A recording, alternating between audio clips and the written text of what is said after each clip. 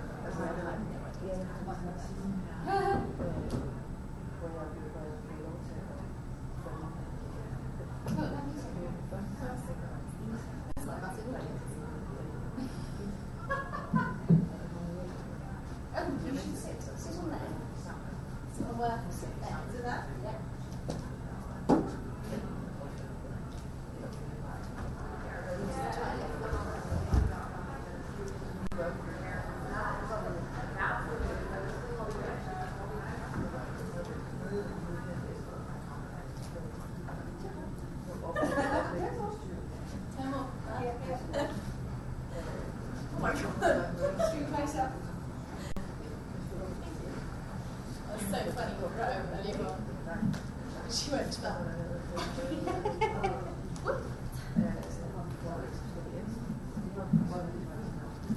Thanks very much for inviting her.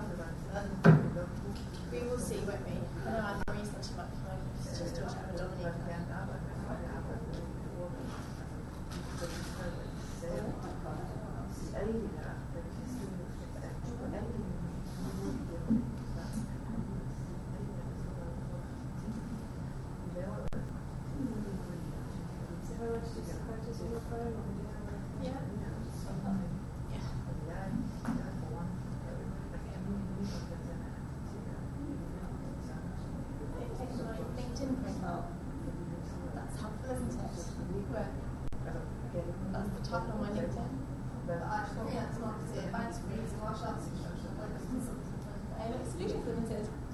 That's helpful, isn't it?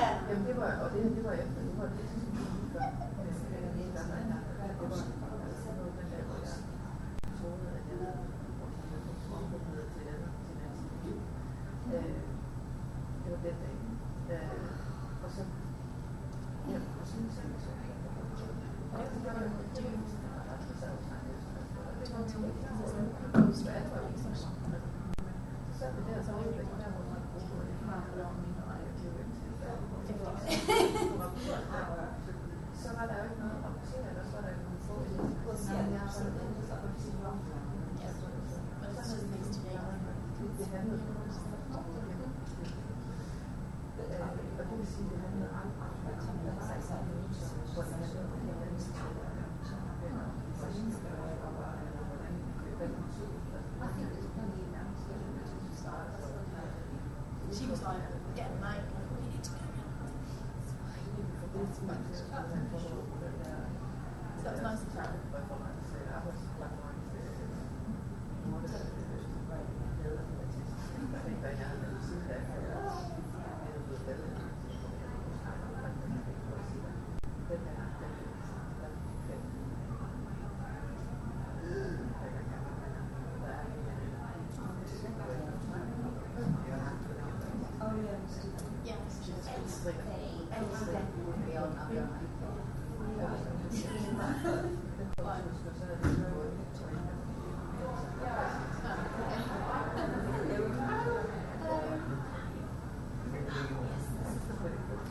Wow. Welcome. You too.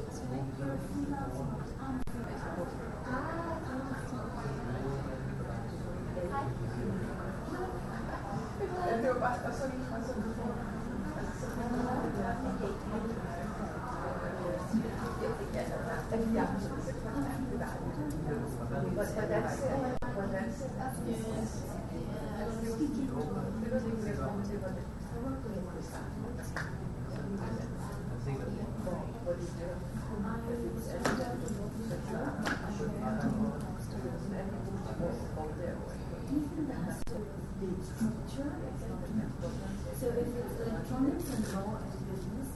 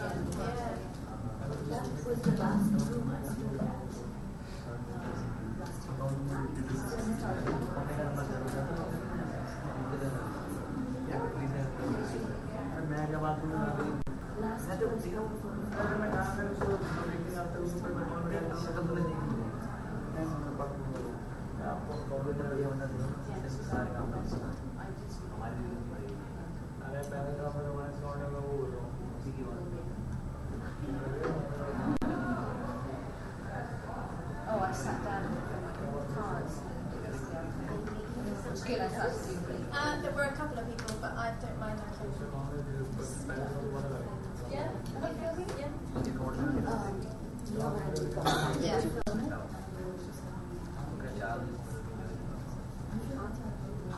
Yeah.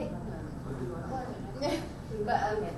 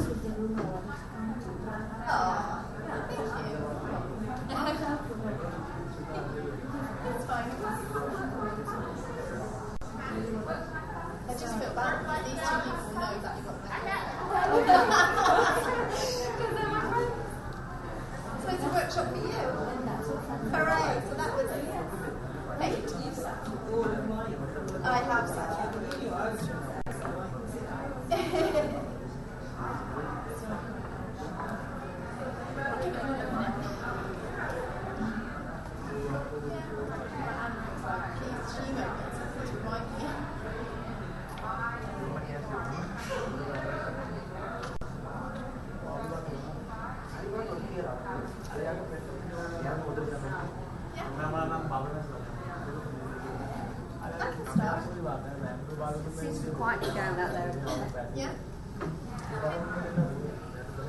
So, can you hear me if I speak? I'm going to speak in American accent. So I listened to now all week. Okay. So, hi ladies. Thank you very much for joining me today. It's great to be here in India. It's a novel experience and I'm learning an awful lot. So bear with me while some of the things I'm processing from other talks are still going on in my head and I try and focus on this one. So the title of my talk is Tipping the Work-Life Balance, How to Create Freedom to Live. So I'd like to start with a couple of questions. So the first question I have is, and feel free to raise your hand if you feel, do you believe in having a work-life balance? Yes? And if I was to say, how does your work-life balance feel, or what does it look like to you today, could you give me an answer? And is it a positive, or is it a negative? 50-50? Some days it's decent and some days it sucks. Okay, yeah? Okay. It's like surfing. Yeah. Sometimes the waves are high, sometimes they're not, sometimes you get toppled over and then just go back on. Excellent. Okay, that's a great way of describing it, like surfing. So another question then is, why have you come to this conference? Did you come to this conference because it's relating to your work? Or did you come to this conference because it's relating to your life and personal development? For me, it was more to do with freedom to live. Okay, So fantastic. that wasn't the option, but You're in the right place for this. brilliant. Okay, anybody else? Mine was, it actually was the work-life balance because I have a very young daughter Mm-hmm. and I've just rejoined the workforce. So I'm experiencing a lot of challenges in this area. Right, So okay. it's stood out for me, so I take that. Interesting. Okay. So, one of the things I wanted to draw attention to, because I didn't really know why I was going to this conference. My friend invited me and I said yes. And I think I always felt that it would be more to do with personal development and a life experience than it would be to do with work. But actually in the process of coming here with that life mindset, I am actually getting a lot of benefit for things that will relate to my work when I go back home, which is great. But I often think that sometimes there's this association between work-life balance, and by phrasing it in that way, it's suggesting that you have to choose between the two. So you either have work or you have life. Yin, yang, right, wrong, up, down, there's always these two counterbalance things. And sometimes that would potentially create a reflection in yourself that work is a negative thing because life is really positive.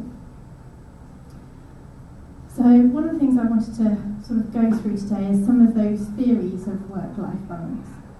Before I do that, I'll just tell you a quick story about how I changed some of my own work-life balance even last year. I went to a retreat. Was it a retreat? It wasn't really a retreat. My co-directors and I decided that we were going to have a meeting and we needed to actually discuss some very important things to do with our business. And we thought, well, we could go to the normal offices that we go to and sit down around a table and get pads and pens out and really brainstorm and think and drink lots of coffee and eat lots of cake, which was a great idea. But then there came a point where one of the directors said, well, actually, I'm already on holiday in France. I have a villa for a whole month. Why don't you guys come out with a week when I'm on my own and I have no family and my husband's not here and I'm just chilling? So we both said, actually, what a great idea that is. Look, why can't we do that? So we hopped on a plane, went to France, and spent the week around the pool, eating out, going for lovely walks, taking boat trips out to the sea. And in that time, we were all really relaxed and really happy. And what that meant was, whenever we started to discuss things to do with work, it was in a very calm and synchronistic way with lots of positive energy around it. And even though some of those conversations may have been slightly challenging and they may have brought some things up, a bit like in this event this last week, you think that's really great, but actually it really pokes at some things that I need to do. It was all done in a very positive and collaborative way, and at the end of that week we came back with some great ideas about our business and a plan to move the business forward. So my thinking is that actually when it comes to work, and life, perhaps we shouldn't be choosing to do those things. Work is actually just a part of life. And there's a couple of theories that I've heard, certainly in a recent talk this week. One of the theories about working was that actually in order to be a success, you need to work 120 hours a week in your business. And I have to say, I can look at this lady delivering and thinking, wow, that's a lot of time. And I quickly did some sums, and that means that you'd be spending 71% of your life working. Now, I don't know about you, but actually work isn't that important to me. Life and my family and my friends and who I spend time with and the experiences I have is much more important to me, that I should give up 71% of my time for it. And I certainly don't want only 48 hours in the week to go and play with my godchildren, or love my partner, or see my mother. Or sleep, yes, exactly. You have to rest at some point, don't you? So why not do that? One of the other options was how to split your day. So actually you would have 8 hours for labour or working, 8 hours for leisure, and then 8 hours for sleep. Kind of okay, I guess it's nice and easy to summarise, but actually for those people who work 9 to 5, that's their 8 hours done. So they're actually just getting to work and getting home again, getting dressed, eating dinner, eats into their 8 hours of leisure time, or into their 8 hours of sleep time, in which case, are they really getting balance? So this isn't how I want to live. I want freedom to live, which is how I've changed over the last few years and looked at the work-life balance, and I've adjusted it. So there's been 3 occasions when I've changed this work-life balance. And the first time was a realisation. I was on a fortnight's holiday with my partner, the first holiday we'd had without his children. Very exciting. After a week, I thought I'd better call home, see how everyone's doing. Couldn't get hold of my mother. So the first day, morning, afternoon, no answer. Second day, morning, afternoon, no answer. Very unusual for the weekend. Third day, morning, no answer. Something's ringing in alarm bells. So I ring my father, who doesn't live with her anymore, but just to say, hi Dad, how are you doing? So great. You spoken to Mum? No. Ah. Perhaps you should ring your gran. Okay, why should I ring my gran?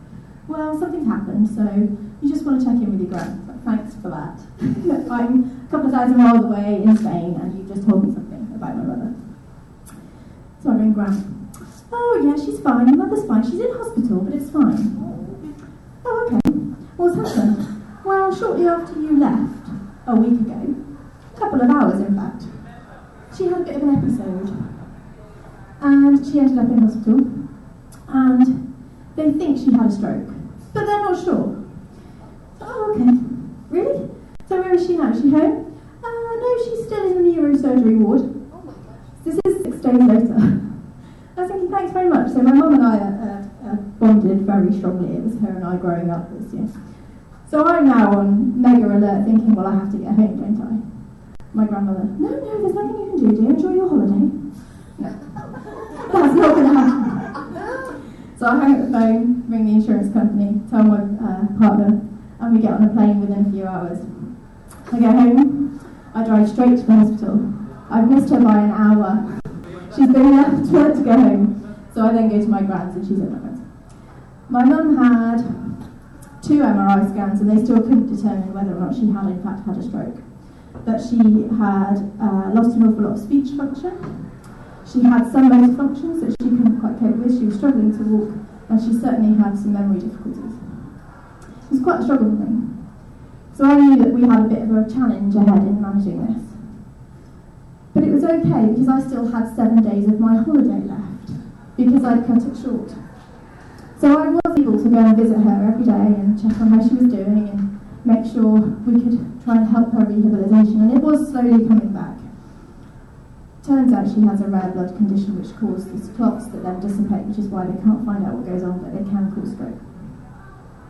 So that was the first time when I decided I needed to tip the balance, because had I been employed and had I not been on annual leave and allowed to have a holiday, I would not have been able to spend those 5 days with her. And those 5 days might not have helped her to improve in some way. So that was when I thought I need to perhaps be my own boss. So step one, lose the job, work for self. So I am a freelance marketeer. So that was the first time I tipped the balance, which was great. I thought, right, now I'm in control. I can choose when I work, and I can choose if I need to take time off, I can do that. Didn't quite work that way. Had lots of bills to pay. Ended up sitting up with a partner, so I had even more bills to pay because there was no other income coming in. So I was working, not 9 to 5, I was working 8 till 7, 8 to 9, just trying to get the money to pay all my bills. So I then became a slave to that workload again. So even though I felt I was in control because it was my business and my role, I still didn't have work-life balance. And I felt suffocated by it. And I was worried that if anything happened to my mum again, what would happen? What would I do? How could I do that? So that's when I decided I needed to make another change.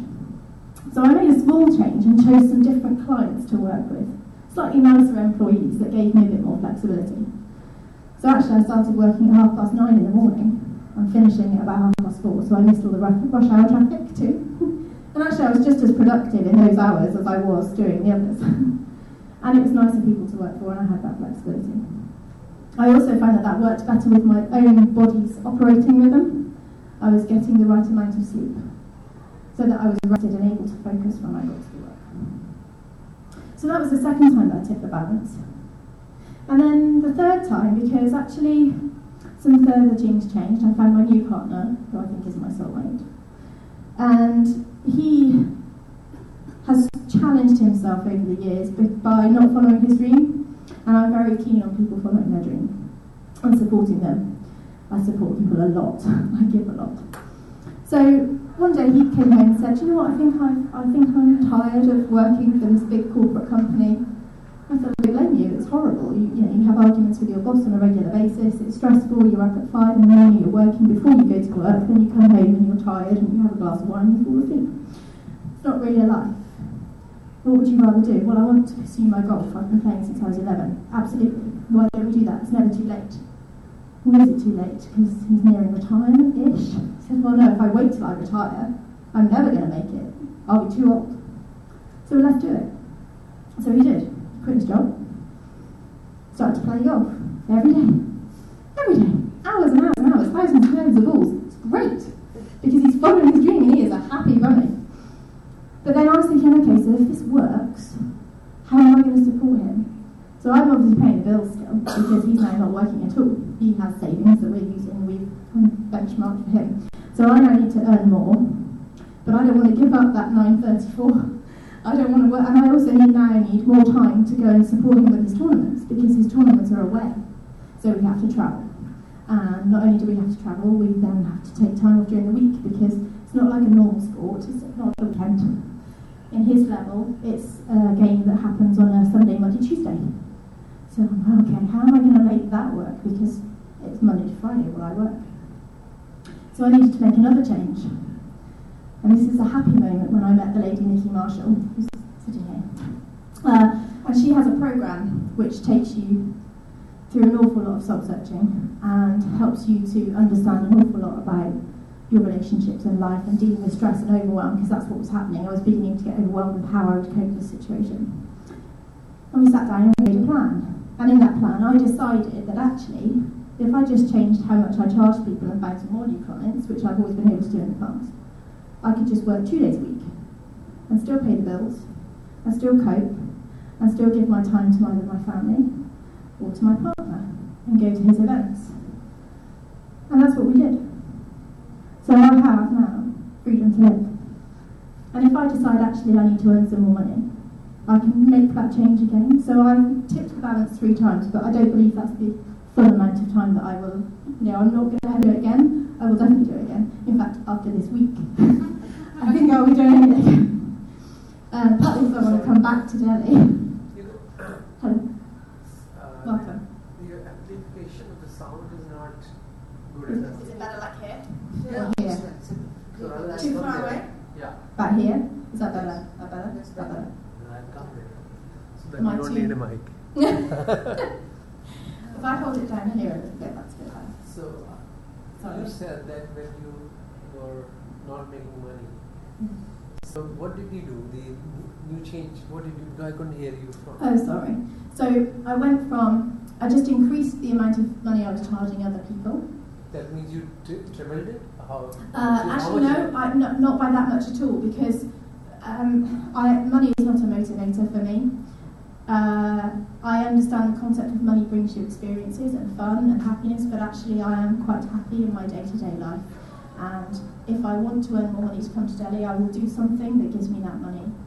But I won't do it unnecessarily. So I actually only increased my rate by £50 a day. Wasn't a lot, but it just covered those bills a little bit extra than I was already covering. And it still gives me the chance to do things with my partner, and we do have the opportunities. Does that make sense? Okay. So, as I say, I think it is an evolving process, and I'm likely to tip the balance once again. But what I thought I would just let you know about how did I do it as well, and not just going through the programme, but what sort of key things did I do in order to make that happen. There's 4 things really, because if you get the balance right, you can be full of energy and happy and excited and able to do the things you want to do. If you don't get the balance right, it's exhausting and tiring and challenging. So the 4 things that I look at are your mindset. So I made a decision that I needed to approach things in a different manner. My attitude needed to change, and I needed to look at what I was thinking about was the right thing, and the attitude that I had towards my day-to-day could change. I didn't have to follow everyone else's plan. I also look at my physical body and how I use my time. So as I said before, I've got a plan now that works with my operating rhythm. I get enough sleep. Trust me, I was recently tested with not having enough sleep, and I was not a nice person. So I now know that 8 hours a day is my minimum requirement, and I know I need to catch it up. So I am aware of that physical thing that's going to help me to move forward. So I've changed my mindset. I've looked at how I operate best. I've also thought about the things that will keep me spiritually happy. So I know that actually if I'm stuck behind a desk for hours and hours on end, and I can't get up, and I can't go out to fresh air, I can't see the sunshine, I can't socialise with people, I have to sit still. My body doesn't like that either, and neither does my spirit. So I then think, okay, I'm going to restrict myself to those 2 days a week. I can then do that functional thing with the money, but then I can actually spend the rest of the time doing things that make my heart sing. And by changing that, it changes your approach even to those work as well, because you've got that balance. And then obviously the last thing would be your vision. So you've got this vision of, well, this is how it could be, this is how I want it to be. So now, how do I make it happen? So I've gone back to the mind, the body and spirit, and aligned changes in those areas in order to make my vision happen. So I think I wanted to just ask you, I asked at the beginning about whether you feel you need work-life balance, and everyone's sort of, yes, we do. I also asked whether or not it was positive or negative, and you sort of said, well, it goes up and down, it goes up and down. And yes, it does. And I would say for the moment though, now I feel better able to manage those ups and downs. And when those downs come, I have tools in which I can make those changes so that they go back up. And actually the downs aren't as far as they used to be. So I'll just leave you with a very short question for yourself. How does your work-life balance look right now? And how do you want it to look? And maybe spend some time thinking about what your vision is for that work-life balance. And then take a look at your mind, body and spirit, and see what changes it is that you need to make in order to realise that vision. Thank you very much for your time. Does anyone have any questions? There's lots of thinking going on.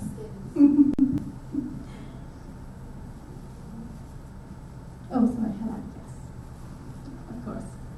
So I'm just wondering, I am your friend. You are my friend. But, and I know a lot about you now, but I'm just wondering, I grew up with conditioning that I must work from 9 until 5, 5 days a week, for to work very hard to undo that conditioning. And knowing that you are a little bit younger than myself, have you always seen things that differently, or did you have to undo the conditioning? This is a good question. I think there is an element of conditioning that I've had to undo, and that is partly, I wouldn't necessarily say that was from my own experience personally. It's actually from the impact of other people, particularly my grandparents, who were very Victorian.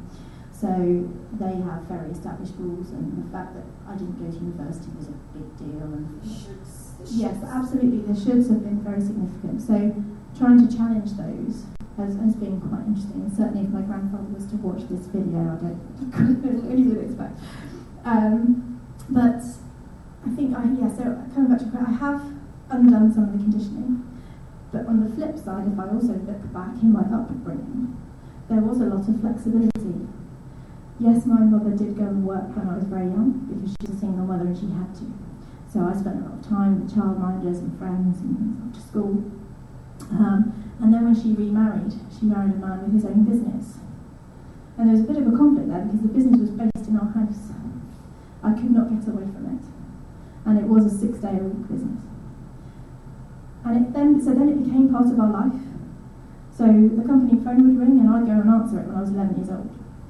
A customer would walk through the door and I'd go and make sure he was okay before I could hand it over to somebody else. My mum would do the accounts, so sometimes she'd do it on a Saturday morning because actually on a Friday afternoon she needed to pick me up from school and we'd go and do something and shop. So there was always that flexibility in there, and work has always been a part of my everyday life. I've never really seen the separation from that aspect. So it wasn't until I then left school and had to go and get a job that the only thing that seemed available to me was a 9-to-5 option. And everyone was telling me, you need a career and you need to go and do this. And that's clearly not what I do. I spend hours freelancing and doing an hour at 10:30 at night because that's when I'm most creative, for example. So yeah, there's an element of challenging perceptions and being okay with not doing what everyone else thinks you should do. But it might not be easy, and you might have to deal with some stuff yourself in order to get past that. Does that answer your question? Thank you. Any other questions? Yes, Rita. When we look at conditioning, as you said, so the Indian culture of conditioning is that as a mother you're supposed to take care of home and put yourself after everything else. Yes. And then there's that element of guilt.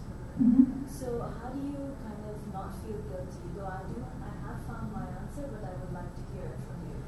Oh, okay. I'd like to tally from you. I think that's a very hard question, and that's one thing I was aware of doing this talk is the difference between, the cultural differences in freedom and what that means to people. I would say there are still times when I feel guilty about making choices and deciding who to spend time with and when. I have learned, for example, again that comes back to the course I did where I learned about relationships. My father, for example, is a lovely, wonderful man, but I do not know him. And he even said that to me the other day. He said, "You don't know me. What will you say about me when I'm gone?" It's like, I don't know. So, on the flip side of that, I also know that his energy and my energy is a little bit different. Therefore, I can't spend much time with him. So I have to say it's 2 hours. Because it's not good for him, because he struggles to make conversation with me because he doesn't know me. And I struggle to make conversation with him beyond what films he's been to see, who he's spent time with, what football match he's been to. So we know that 2 hours is roughly, it's kind of an unspoken thing between us. Although I am working to change that, and so is he now that he's had that realization.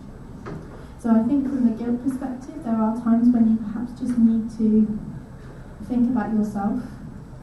And again, that's something particularly from this week that I'm learning I need to do more of. I give an awful lot and don't do what's actually true to me.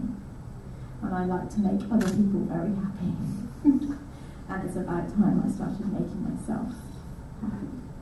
So from that perspective, I think it's challenging, and a friend of mine said to me earlier when we had a similar conversation, she said, if you've got the time to be on your own and you're allowed that, make as most of that freedom that you have, and kind of give yourself things to look forward to and enjoy, and not feel guilty about doing those things because you have that time.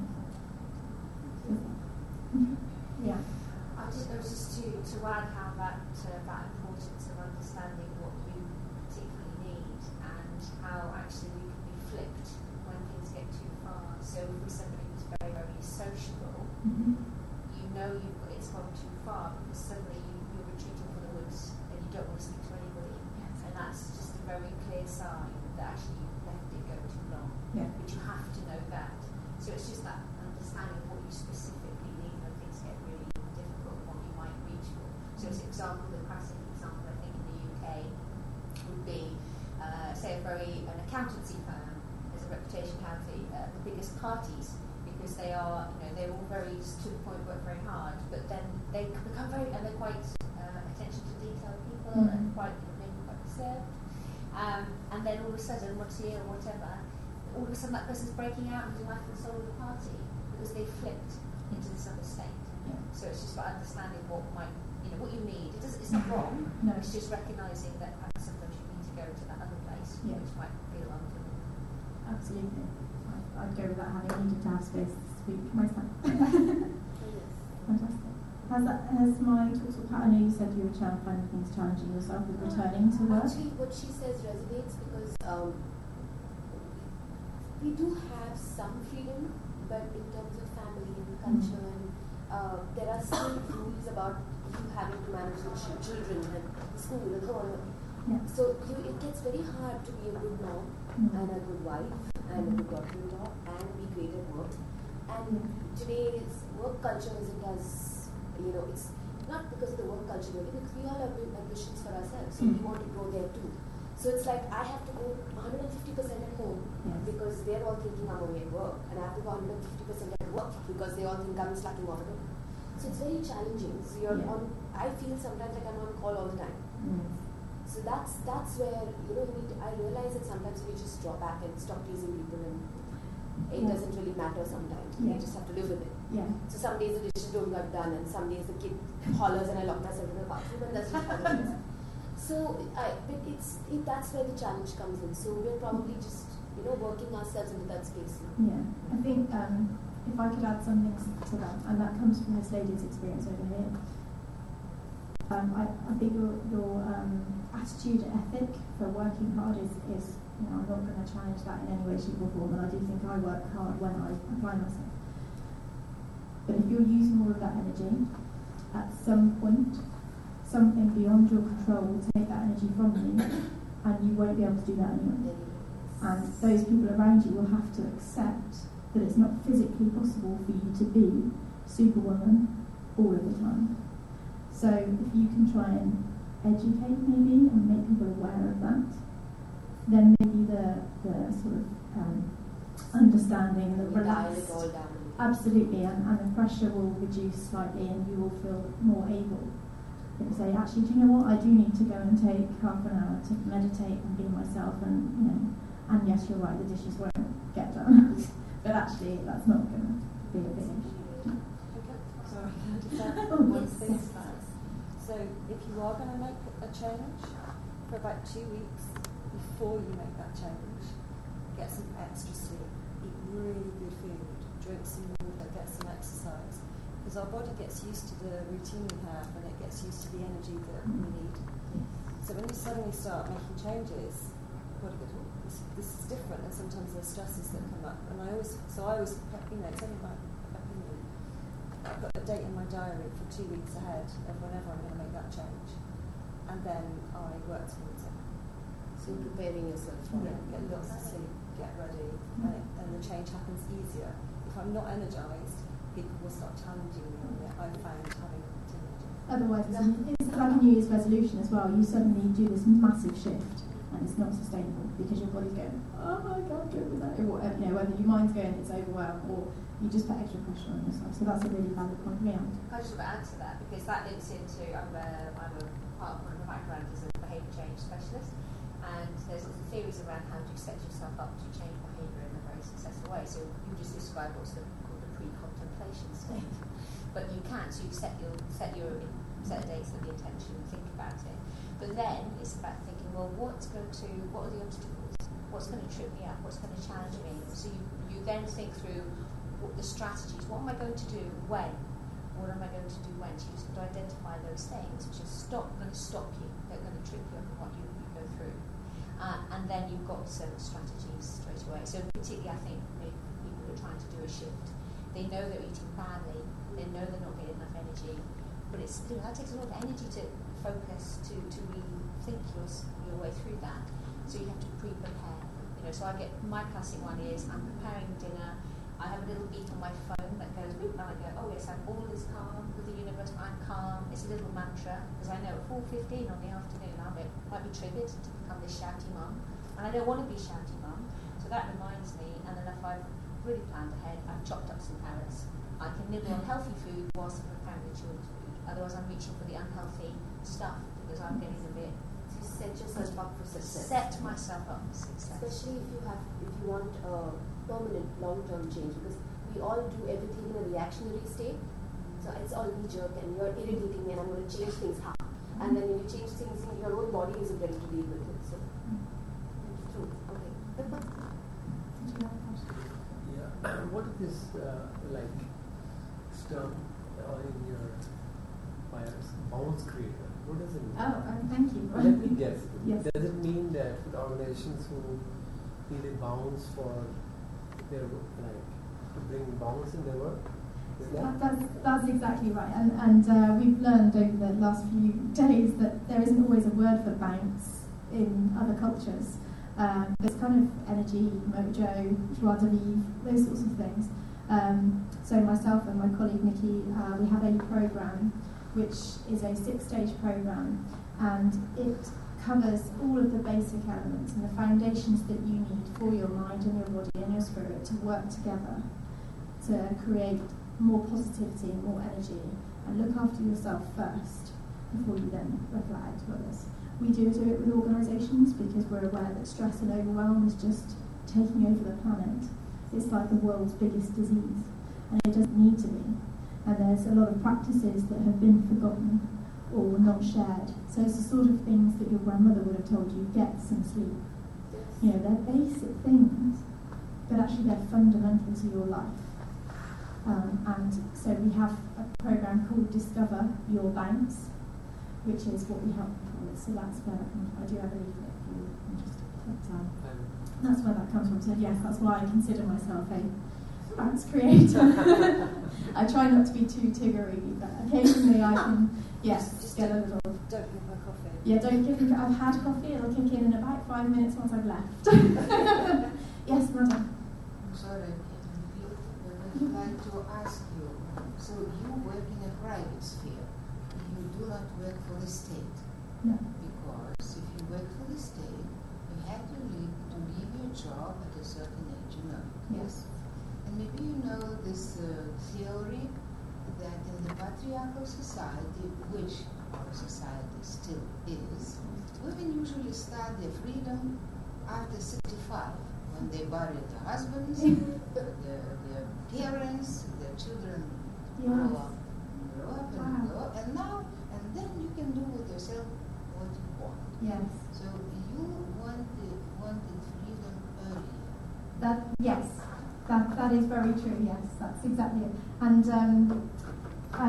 funny enough, the phrase "freedom to live" is I have a website, but it's very embryonic stage. But it is a principle I tend to just live by now.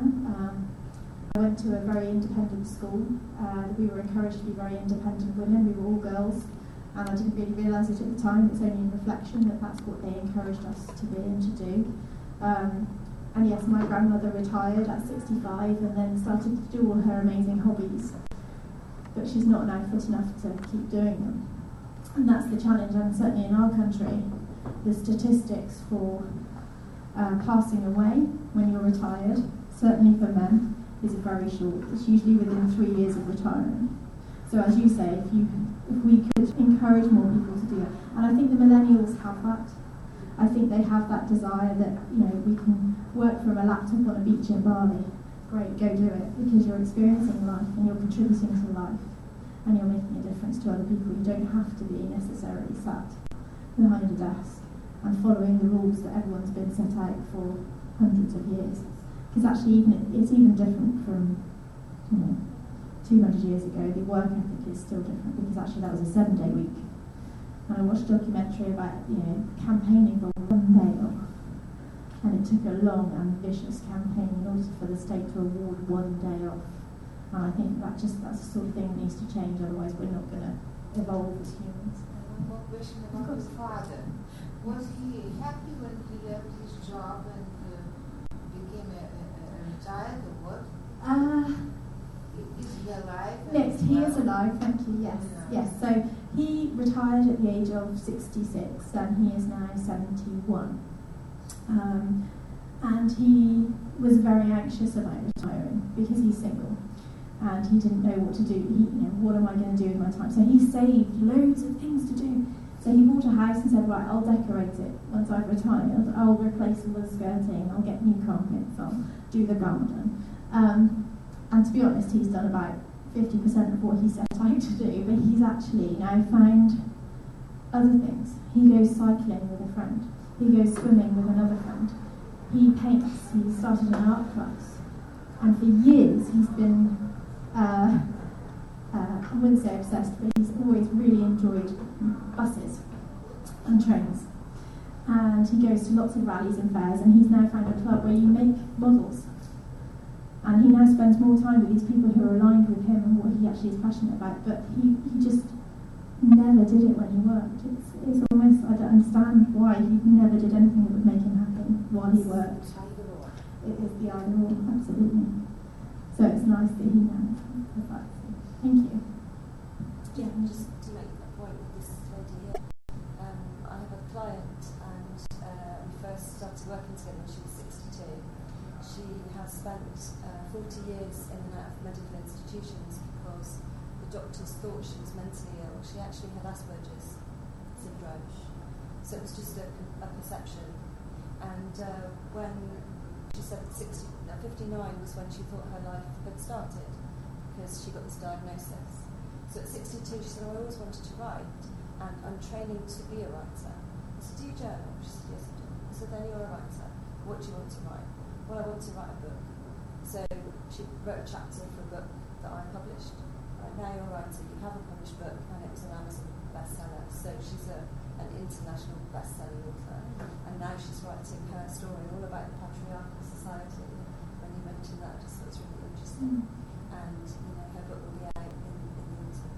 So we always say, I'll be happy when, as in my dad, my granddad was going to retire, 6 months later he died. So my dad is 78. Nobody speaks about that. My dad is 78, still runs his own engineering company because of, I think, seeing his father just go. No, So I'm sorry if I could let me say one more word. I was in the seminar on leadership, and the young man explained to a women sitting, one man explained to all of us about leadership, about youth. And I said, will you be a leader when you are 70? He was at the loss. I said, you should let younger people become leaders. You can give wisdom, but you would not be a leader when you are 70 or 80. So they always think that future belongs to young people, So this is, I would like that in this conference we should see the life as a whole, from birth to death. You're never too late to learn something new and have an impact on the world. That's, KFC chap was like 70 when he came up with that idea. Ria, one last thing. Yes, so I just go to the other side. So I think there's a lot of people with passion here. There's a lot of people with vision. And so because I think that can sometimes tilt you.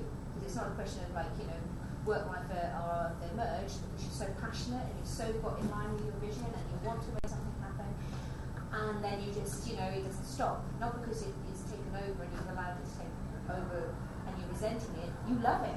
You've really got all of that. So how do you keep the vision element balance? Because obviously, it needs to be a balance, but how do you, when you've got a very powerful vision, you want to see something implemented, what are your tips for doing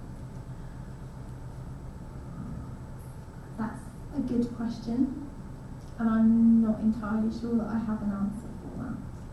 But that's partly because I am passionate about freedom to live, but I am yet to learn how to deliver that passion and communicate that passion and follow that. So the only way I can do it at the moment is by walking my talk and having a 2-day-a-week work week. So in terms of I'm not sure I could answer. Yeah, can we open that to anyone? Nikki, did you have It's definitely something I struggle with, and I still struggle. So what I try and do is I try and routine exercise. So I was networking early morning from until about 10:30, and I realised that all my creativity and all my writing comes between the hours of 6 and 8. So if I'm out too much at that time in the morning, I get back home and life's happened and everyone's awake and my daughters are messaging me and life goes on. Whereas if my husband goes to work at 6 and there are these 2 golden hours that are silent and I can do that. So I now try at least 3 or 4 days a week to stay home at that time. So I try to exercise, then I forget and life gets overwhelmed again, and then I have to go and reset the button. And I think, like you say, try exercise, and if it doesn't work, regularly check in. Tipping what you do, I think, is It's a work in progress, isn't it? always. Yeah. I think no matter what age you get to, our life should be. And I remember my daughter was sat in a room once in a cafe, and there was this lady who was 58, and she said, "Oh, I'm too old to do that." And my daughter, who was about 15 at the time, turned around and went, "Are you still breathing?" And she said, "Yes, I am." And my daughter just went, "Then you're not too old." Walked away. But she has a point. Absolutely. Well, thank you very much for your time, ladies, and your attention. Thank you. If you could just hold on, I'll get photo album.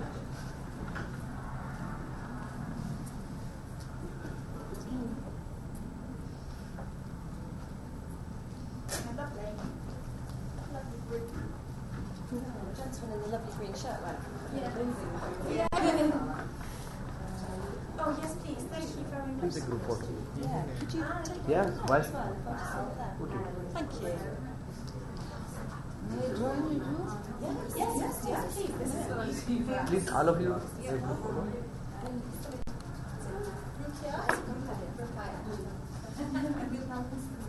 Oh, yeah. Hold on. One more. Happy.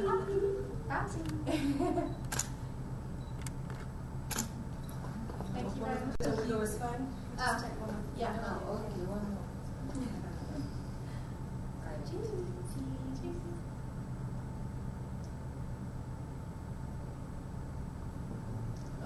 There are phones all over the Yeah. Perfect. Thank you.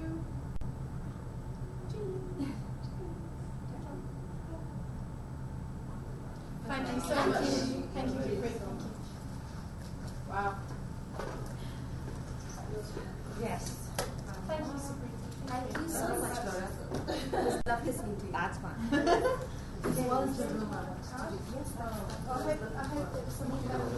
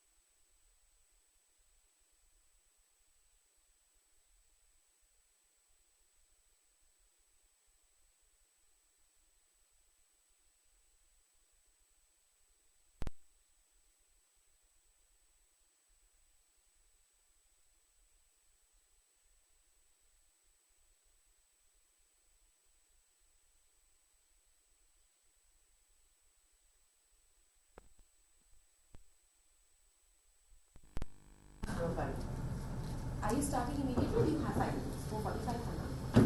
We'll take 5 minutes and we'll start immediately and finish quickly. Okay. 5 minutes? Maybe You can't do that. Ekta, he has already started recording. क्या भी recording start नहीं है? नहीं, वो गाना अभी start नहीं है, कम 5 मिनट 5 मिनट बाद है, ठीक है। उसको 5 मिनट बाद जब जैसे ही वो आता है ना, वो रिकॉर्डिंग पे जाएगा। You just उसका तो होने तो I can do yours now. नहीं, I'll have to run through the slides with the slides, ना? So I wanted to just go here, go on live video, and just focus it just this way. So as this thing comes, I don't want anything else. Do it. I'll have to sit there and do it, huh? Because then No, you here. Oh, here. To do what? To shoot the film? To film it? Putting it live on Facebook. I've opened my phone. So the whole idea is to How long can the Facebook Live thing be? Can it be for the entire talk? Yeah. Or no. It has to be shorter. So social media all has to be. So then, how does whatever I can do, will let it say it. Look at this. Okay, I've got you a frame. No, I'll do it from here, na, Ekta. Wait. Leave that. Let me sit here and do it. Because then I don't want to block I don't this. want this chair also. This chair is coming in this frame. Here.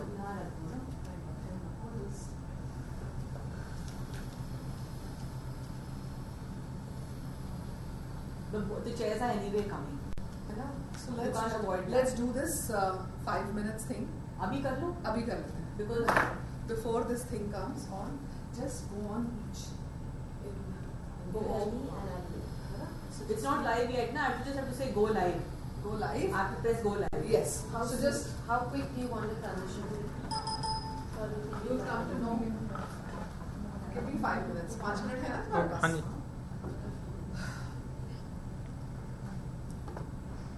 Can I? 1, 2, 3.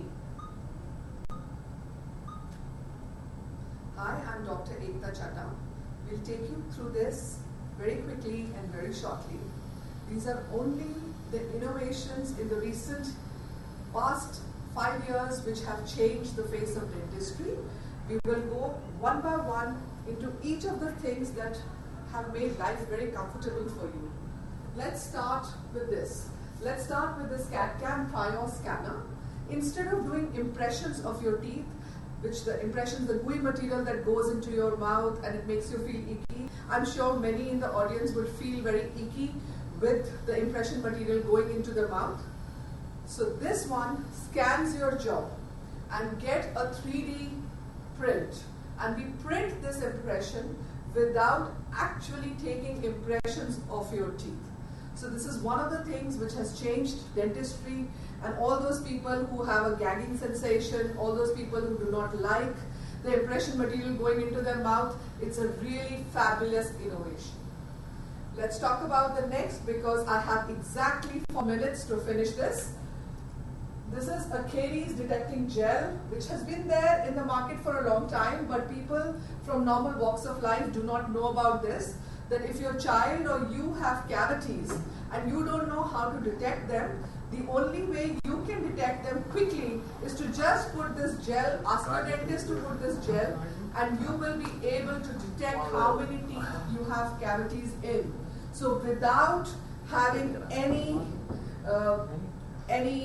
compromises, even in the areas where you have difficult to visualize, this gel can help you detect the cavities where they are. The next one is, I'm sure all of you, now we have gone on to smartphones, we have gone on to tablets and iPads and phones which do everything else like a computer. These brushes today are very smart brushes. They tell you, they have a red light on the minute you put too much force on the teeth. So these brushes will help you and let you know when to brush and when not to put that much pressure on your teeth.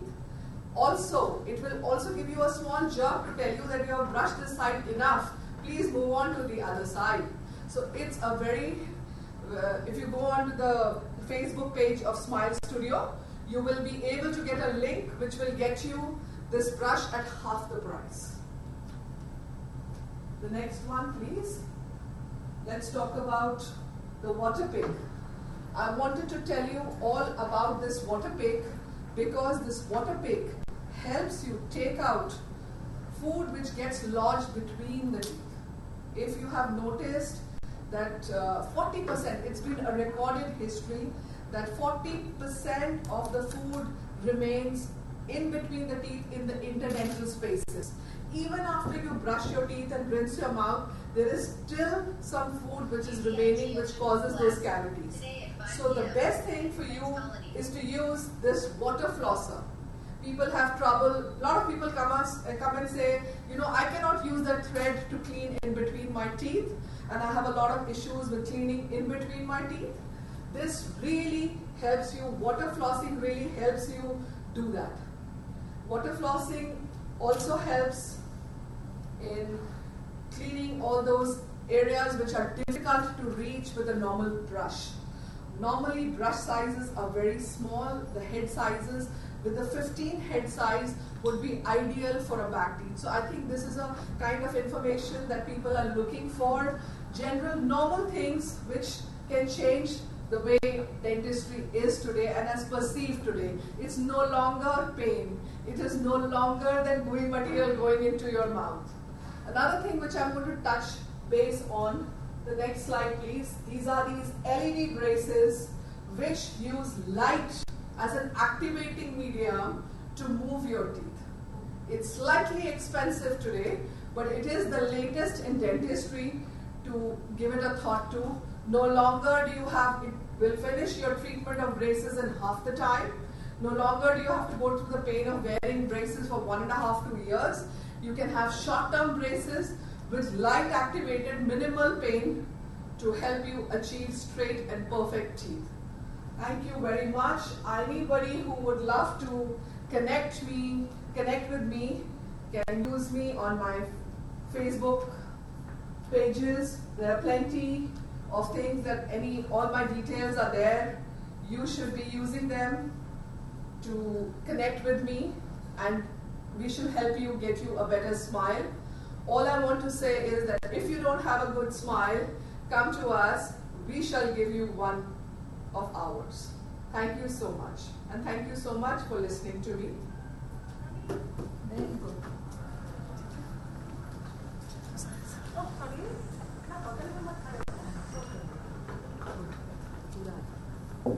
Finished. This is all that it is.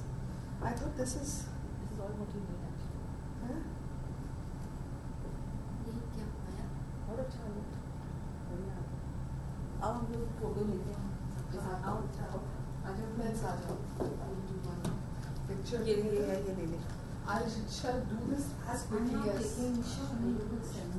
Yeah. See, I thought I took yours brilliantly. I did mine. I don't want to miss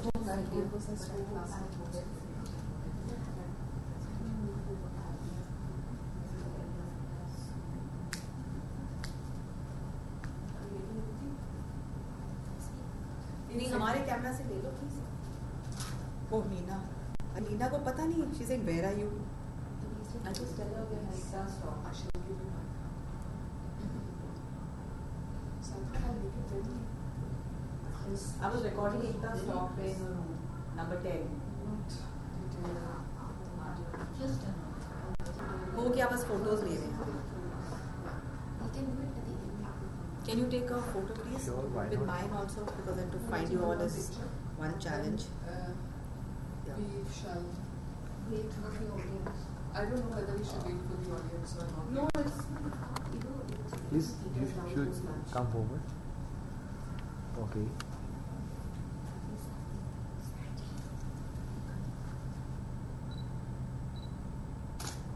Hold on. One more.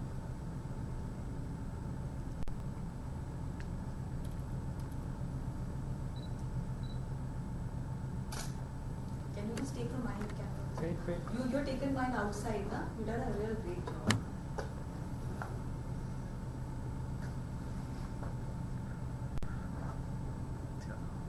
पास कीजिए।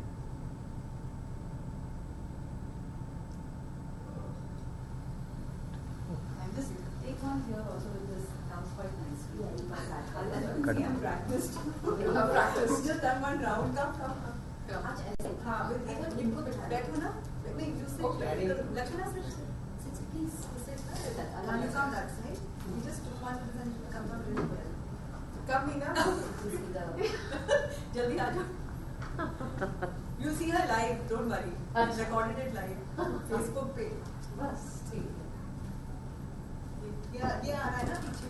हाँ.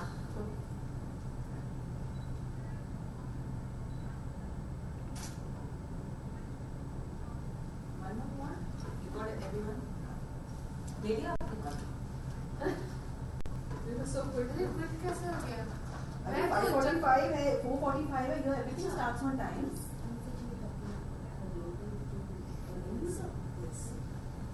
The oral key thing I have used.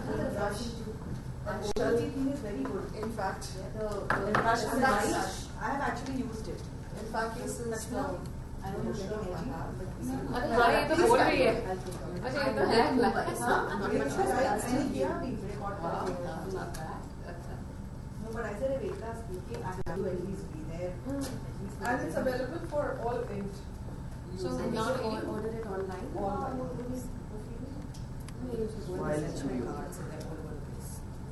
Available to all, yeah. खत्म हो गई. पता नहीं. हाँ she's there. कौन से सेशन है वो इसी इसी लाइन में तो है सारे रूम. बस दो ये तीन बंद है ना? ये ये बंद है ना? लाइव जारी हो. मैम स्पीच खत्म. नहीं अरे भाई हमारी कॉन्वर्सेशन अभी रिकॉर्ड अभी हो रहा है. रिकॉर्ड कुछ नहीं हुआ है. अच्छा. अभी तक ये जो अभी इन्होंने बोला आपने रिकॉर्ड नहीं किया? वो तो मैम ने मना किया था. मैंने मना किया था. That Facebook thing is gone. Now we'll just do the YouTube. That was a practice session. This is going on the. You have to carry the mic. Yes, I will. But then you have to use a mic. Yeah, I will carry the mic so that I can do this. आपने change किया mic क्या? वो पहले cord वाला था ना? हाँ वो चेंज है. वो चल रहा है. चला लो. Where is she gone? She must have gone fine. So you want me to just tell me when you want to start. Yeah, and I want you to run the video as well. Yeah. Okay, just see what video. ये इस पे double click करो. We are around here ना Ekta. इस पे double click करो. तू सीख ले तेरे दांत खराब हो जाते हैं. तेरे दांत ज़्यादा खराब हो. अलग से नहीं है. इस जैसे इसमें It's a अलग so just first just organize it. this one. So there's this. Then double click. This one happens.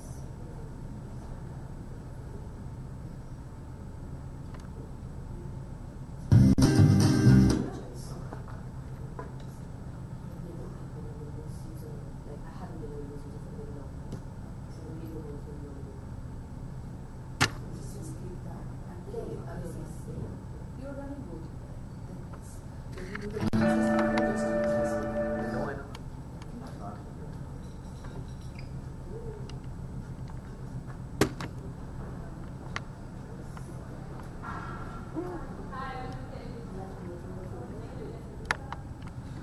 so I'll go a little slower.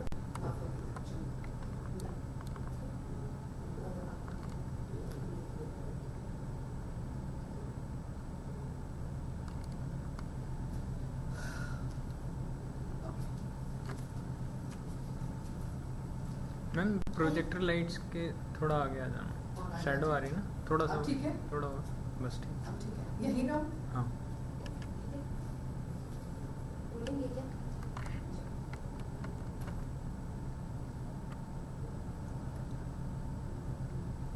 I am Dr. Ekta Chadha. I have been in the business of designing smiles for 22 years now. We just finished our 21 years in November. I would like to take you through this journey which I have learned each step. It has been a learning journey through my patients, through the years that have evolved in dentistry. I have gone ahead and done many more things.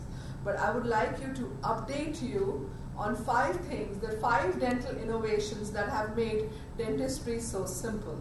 I would like to talk about, first thing is the CAD-CAM scanners and the CAD-CAM scanning of the jaw. Let me take you through these scanners which are meant to scan the impressions and take the impressions that are scanned. Most of you would have gone through impressions of the teeth, and impressions would make you feel like vomiting and puking. So many patients say, I'm having difficulty, I can't hold it, especially the kids, adults. A lot of people have a problem with holding the impression material in their mouth. We have come with this new thing of a CAD-CAM scanner.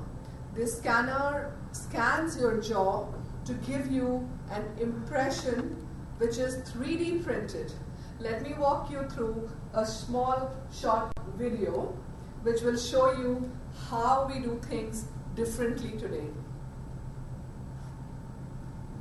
Let me take you through the video, and we'll see this video with you in which how impressions are taken with the help of a scanner. Patients are very comfortable because the material goes into the mouth. You just scan the jaw and you can see visually where the impressions are not so clear and perfect. You can rescan it and get a perfect view. You can use these impressions and these imprints and these scanners for running the impressions for you as a record, as a database for a later use. So these are the impressions which I would say will make life a lot simpler. Let me take you to another thing which helps the kids and all of us who are very prone to cavities. They say more than 40% people have trouble with their teeth getting cavities, and so these are caries detecting gels which once put on the teeth can help you detect the cavities in the remotest of areas, the interdental spaces, and all those areas where you cannot actually see, but this gel, because it changes color from blue to red, will visually tell you that there is a cavity here. So these are great things to have. As a patient, it's good for you to know, have this information to tell your dentist that I can use this for a better evaluation of my teeth, and especially for people who are so prone to cavities. I would also like to talk about the Oral-B brushes. Though they are not the only ones in the market, there are many from Philips and Oral-B, and a lot of these imported ones have smart technology. They can even get attached to your phone to tell you how this technology works. But this brush that I'm particularly talking about has a red light which goes up, which shows that you're brushing too hard. Most of the people have damaged their teeth by the time they're in their late 40s, not realizing that they have actually abraded the teeth because of hard brushing, because of rigorous brushing. So this brush will tell you when to stop and where to stop. Also, it will also tell you when to change and switch the side, how long to brush. So these are handy things to have as a layman who, all of us have not been taught how to brush your teeth, how to keep our dental hygiene in our country, which less than 0.5% people are aware of their dental hygiene, are aware how to brush correctly. If I ask most parents, they would be helping their kids but wouldn't be knowing exactly how to brush their teeth. Today is not the time and forum to teach that. You can come to Smile Studio for that. But today, we will just talk about that there are smart brushes which are available. Also, this is actually, I would say, the best gift dentistry has had in a long, long time. Most people struggle with removing food particles from between their teeth. So they all have a trouble. 40% of the food remains stuck between the teeth and interdental spaces. So we want everyone to use flosses. Most of us will have trouble using a thread and going to the back teeth and trying to floss off food or some piece of chicken or some piece of fiber which is stuck between the teeth. But this water flosser is an amazing technology which will help you clean all your teeth interdentally. It's the best thing. Besides, even if you've brushed your teeth, even if you've rinsed it well, you use a water flosser, you will see plenty of food coming out of your teeth. The next thing and the latest thing in dentistry are these LED braces. We use light enforced technology to move the teeth. They will cut down the treatment time from 1.5 years to half the time. But at the moment, since the technology is fairly new, it's a little expensive, but over a period of time, I'm sure the prices will come down. But I wanted to bring to your notice that this is something which is available. I would also like to show you a small video for the same. So this is the LED braces which we use today to move teeth.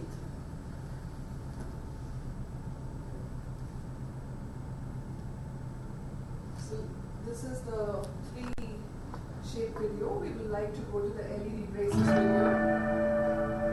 So they help you to straighten your teeth super fast. So these are these flexible LED lights which are fitted on to pre-made aligners which help to move the teeth faster and with lesser amount of pain. You pay for it at the moment, but I'm sure over a period of time the prices of these will come down.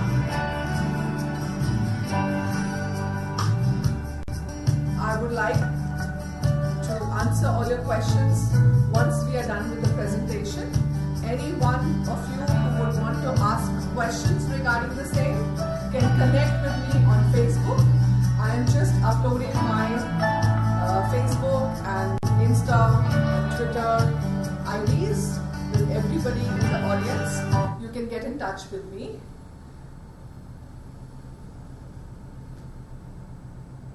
So we'll go back to the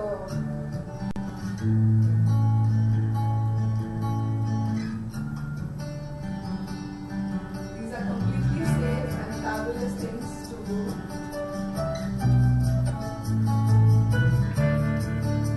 And I would like to talk about our Smile Studio, which is in GK1. You can Google Dr. Ekta Chadha, you will get plenty of information. You can Google Smile Studio, you will get plenty of information. We have the biggest and the first of a kind spa and a dental studio together. You can come for your dental care and that extra smile. I would only like to end with my favorite quote, that if you don't have a smile, I'll be happy to give you one of mine. We shall be happy to welcome you to the Smile Studio family. Thank you so much.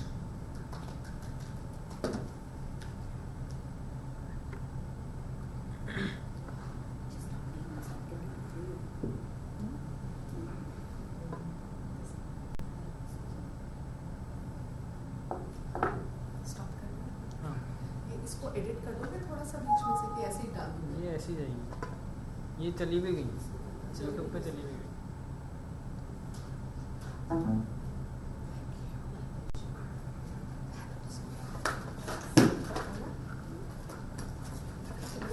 Anybody who wants to hear such a thing, but I will have informative. Definitely.